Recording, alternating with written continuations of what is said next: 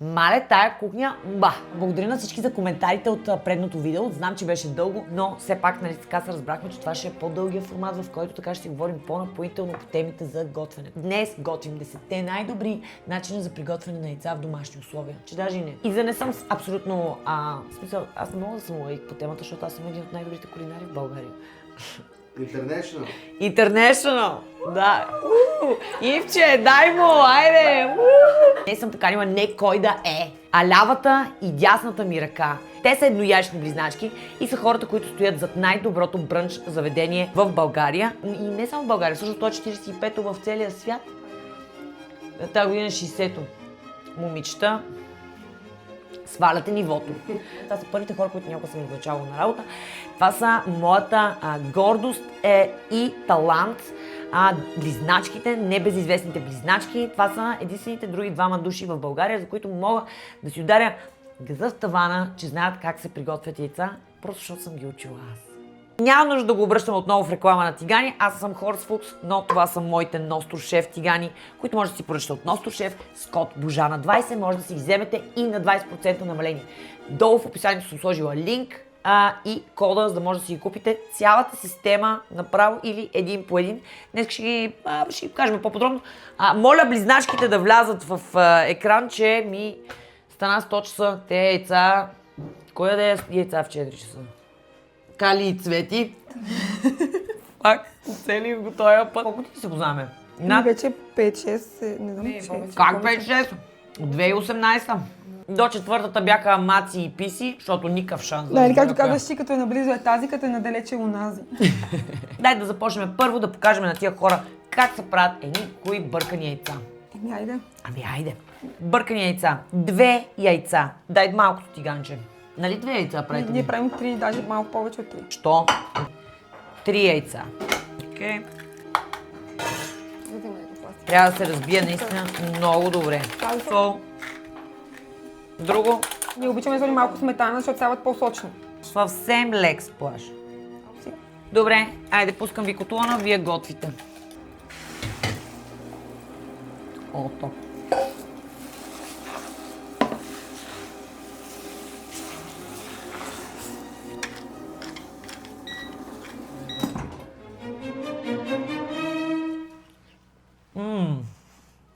So good.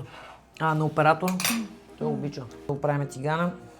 Той е почти чист. Ето така трябва да изглежда тиган след правене на бъркани яйца. Без никакви загаряния. Какво означава това? Че му е добро покритието. За добрите Sunny Side яйца е много важно да започнем обратно на бърканите с студен тиган. Наливаме мазнинка, съвсем малко, на възможно най-ниската температура.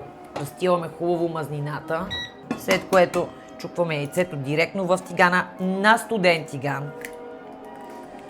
Похлупваме и оставяме готвенето да си започне само. Най-голямата грешка, която може да направите, е да ги насилите на нагорещен тиган. Това обикновено е най-честата грешка, която съм виждала. Ръбчето на белтъка изгаря, а отгоре остава неприятно. Гледах една баба гъркиня как прави закуска. Е така в 3 пръста олио. Там няма понятие за малко. Да. Вижте колко хубаво се почва да се готви равномерно белтъка. Жълтъка седи равномерно рохък. Готвим на много ниска температура, бавничко. Това е звука на сутринта. Вижте колко готино става по края. Препоръчваме отново тиганска пак, за да можем да получим равномерно разпределяне на температурата. Отново маслото го добавяме накрая. Ей така, цак. И похлупваме открая. Сега е момента за подправките. Сол, хубава, малко черно пиперче. И аз по принцип съм фен на комбинацията, така наречения Everything Bagel. Това е много готина, приятна комбинация от сусамче и какво ли още не. Правя едно последно завъртане, за да обера цялото масло и мазнина вътре в яйцето. Защото този тиган е жесток, няма да коментираме за покритието. Сервираме. Окей. Нали?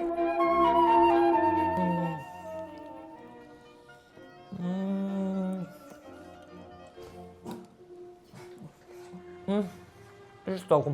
Преминаваме към трети тип. Месим се директно тук на Балканите. Сега да направим класически балкански омлет. Каква е разликата между френски омлет и балкански омлет? Балкански омлет е леко загорял и вътре е пълен с сирене. 2 яйца. Аз наистина с една ръка ми е по-удобно. Отново хубаво разбъркване. И черния пипер, и солта, малко шарена сос. Все пак сме тук на Балканите. Трябва мирише на хижа. Нали се сещате? Мисля, като ми казват балкански омлет, със сигурност не си представям такъв тризвезден Мишлен шеф. Oui, шеф! Как е готвя на френски? Je cook омлет. Нали, няма брат, шарена сос, яйцата ръга и там да има. А за разлика от Сънисайда, температурата отново я връщаме волумето на мах. Чакай да се вижда. Така, оп, супер. И не го щадете. Това все пак сме тук на Балканите. Това трябва да се чуе. Значи добрият омлет се прави като му се пълнят дупките. Правиме, така да се каже, основата с 2-3 набръчквания. Вайто Тиган е скандално добър човек. Те наистина много са... I love my job. Сега е момента, на който го отделяме леко, нали? Вижте, че тя вече влагата почти е изчезнала. И сега започваме лекичко. Това. Така. Ще ми се получи ли? Ще ми се получи. Значи говориме за... Имаме леко зачервяване по ръбчето. Тук си го представям плочка сирене, доматки, краставички, нали се сеждате? Това е много добър. Значи това шарената сол в яйцата, просто то направо е въгъза. Дозрашко не гашимас! Сега правим японски омлет. Сан. Никаква сол в яйцето. Искаш ли оператора да пробваш с клечи?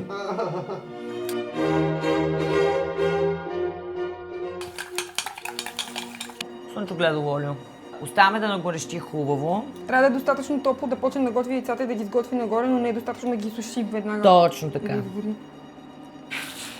Ще стане 100%. Е важно да имаме това движение още от самото начало, за да може ръбчето на яйцата да е отлепено, така да се каже. За да можем да имаме този момент на събиране по средата. Цялата концепция на този омлет е, че той служи като нещо като одеялце, което може да покрива, например, ориз или някакви... Найс, но... Супер!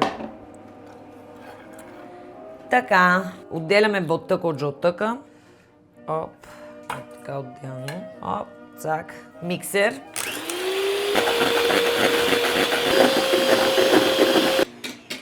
До това състояние. Нали? След което връщаме жълтъците обратно и внимателно фолдваме. Така получиме лека такава напомняща облак консистенция. Нашето суфле. Тигана. Похупваме леко, за да може да почне да се заготвя отгоре. И ето го и момента на... Чак само, че тук ми се щупи от тази страна лекичко. Вижте го! Там се заготвя от вътрешната страна.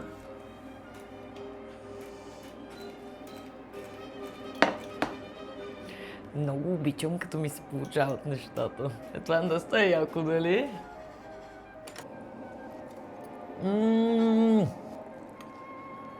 Oh yes. Искаш да ти направя ни яйца за закуска? Това със сигурност ще са яйцата, които ще направят. Продължаваме с следващия начин за готвяне на яйца, така наречените облачни яйца. Много имаме разделяне жълтък от белтък, само че този път няма да ги правим на тиган, а ще ги печем.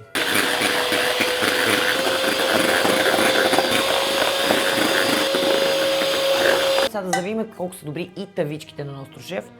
Тук въобще по принцип повечето случаи се използва хартия за печене. Ние такова нещо няма да ползваме. Една малка бучка масло. Цак. Изсипваме.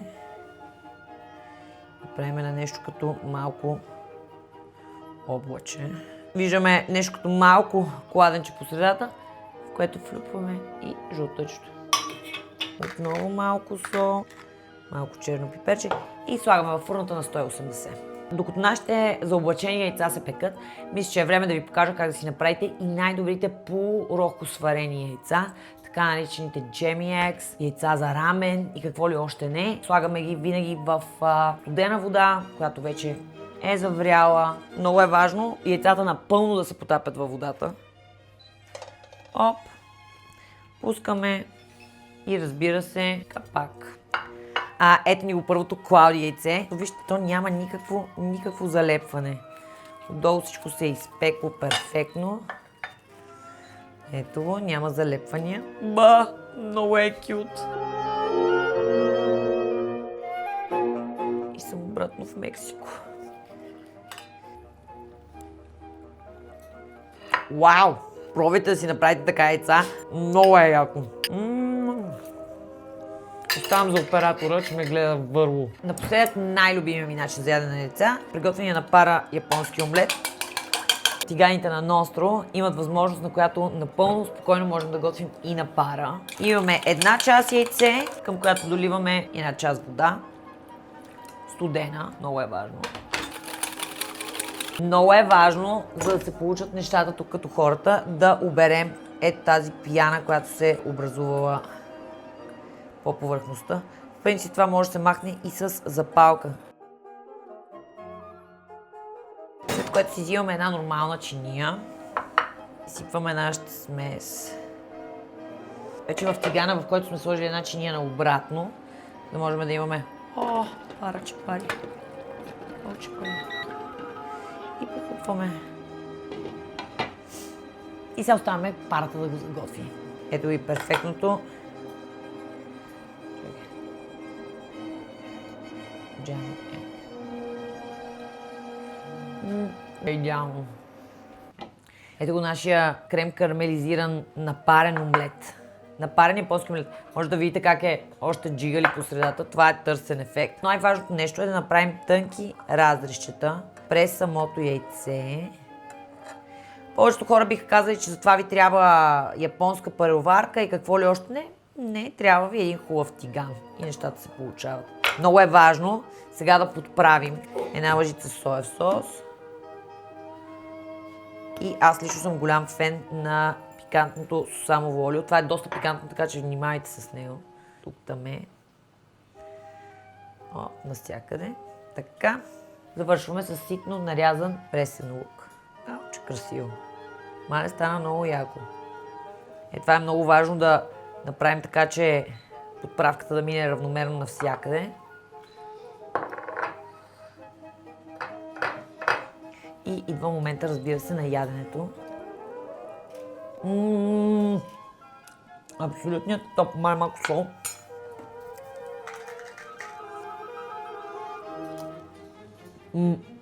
За гранд финалето да направим едни поширени яйца и един сос холандез, за да знам, че и аз съм дала нещо на този свят. Преди близначките да са се изпокарали и да е станала голяма говорилня. А никой не иска да присъства, ако ние се караме буквално. Със сигурност, особено трите, че ще стане наистина селска свада. Сега ще покажем два бързи начина как може това да се случи. С изцеждане на яйцето и без изцеждане на яйцето. Много обаче основно условие, който е каквото да подчертаваме. Дебела линия. Абсолютно. Болт. Оцет. Бял оцет. Like there's no tomorrow. Да. Разбираш? Много добро количество. Няма да ви промени вкуса спокойно. Даже е така мога.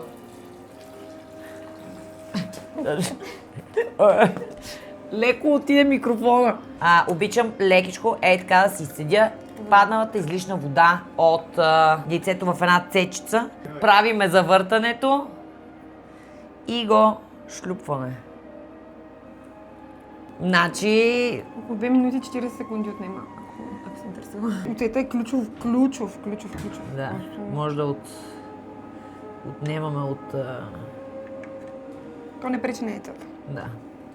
То по принцип нищо не пречи на яйцата. Ти ставаш страхотно яйце, ти си с перфектен размер. Ето това е моята поширка. Вау! Браво. Направете и ви едно. Ние пробваме да ви покажем, че може да поширате яйце, ако е прясно и без цетка, защото обикновено, когато ние пошираме яйца, пошираме в много големи количества. Нямаме време за толкова за такива неща. Настроим си котлона, водата да не ври и просто Не ви желая късмет в момента. и сега чакаме 2 минути, докато не стане. Доволни ли сте? Дали съм доволна? Ще мъничко. Аз имам търпение като Божана. Ето яйцето ни е готово. Да не подмените пробите. Няма да подменя нищо. Божана не Има го губи снимане. никога. Фак! Гордей се, какво? Добре, по-добро ви е. И те двете са добри. По-гладко е. По-гладко е, да. Който има повече вени. Но наистина са като чифт. Като един добър чифт. Супер, а сега да направим и перфектният холандес, който реално всъщност пак е рецепта с яйца. Започваме с 3 жълтъка. Водна баня. Купата да не докосва водата, задължително. Дайте да почваме с, да, сол. Малко лимон, Айде, че ще се презготвят. малко горчица. Хубава горчица. Може да я покажем. Да към камерата. Да, още малко. Сега ще знаеш, аз обичам. Да. Аз ми е случило да дойдат и възмутени да ни питат, ама то са холандес, горчица ли има? Задължително. Да, задължително има горчица. Сега на тънка струя, за да не сготвим яйцата и да не го пресечем. Ще се пресече.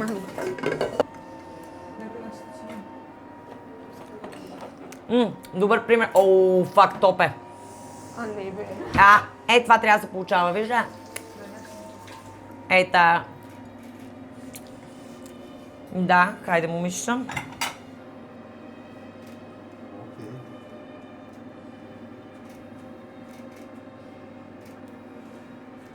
И това са eggs on eggs.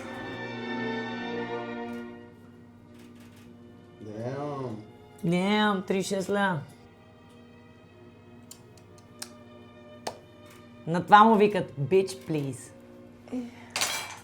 От мен и от близнашките, страхотен ден. Благодаря на всички 10 000 от вас, които вече се сабскрайбнаха за канала ми. За мен това означава много. Хайде задружно да ги направим 20 000. Всяко ваше абониране за моят канал наистина означава адски много и ще съм изключително благодарна на всеки един от вас, който ми напише нещо мило в коментарите.